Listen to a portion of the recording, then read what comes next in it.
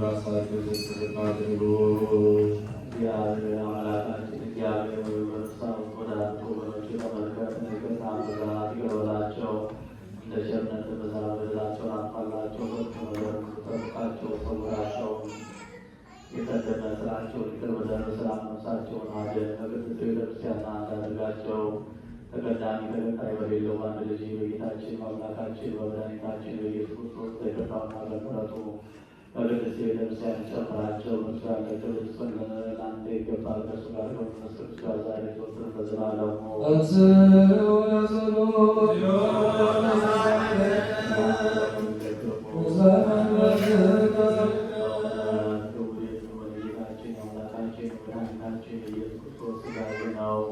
አምናው በእርሱ ለሚቀበሉ ሕይወትና መድኃኒት ለኃጢአትን ማስተስረያ ሊሆን የሚሰጥ በእውነት አምነው ለሚቀበሉ ሕይወትና መድኃኒት የኃጢአት ማስተስረያ ሊሆን የሚሰጥ የጌታችን የአምላካችን የመድኃኒታችን ኢየሱስ ክርስቶስ ክቡር ደሙ ነው። አማኑኤል ሥጋና ደም ነው።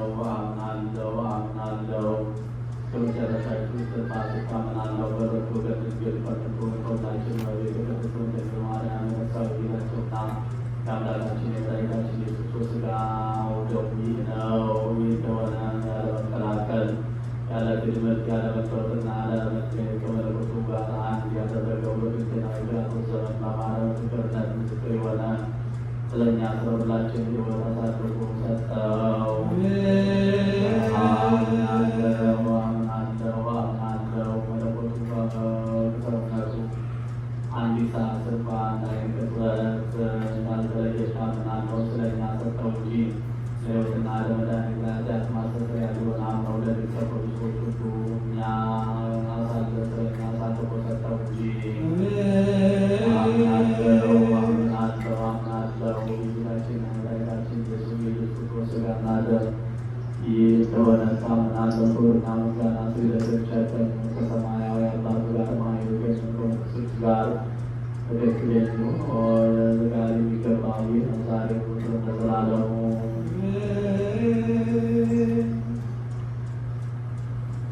ኃጢአታችንን ይቅር ብሎ ንስሐችንን ተቀብሎ ለቅዱስ ሥጋው ለክቡር ደሙ የበቃን እንድንሆን አምላካችን ያድለን። በዛሬው ዕለት መታሰቢያ የተደረገላቸውን የዓመተ ሥላሴን የተቀደሙ ማርያምን ነፍሳት በአብርሃም በይስሐቅ በያዕቆብ አጠገብ ያሳረፈልን።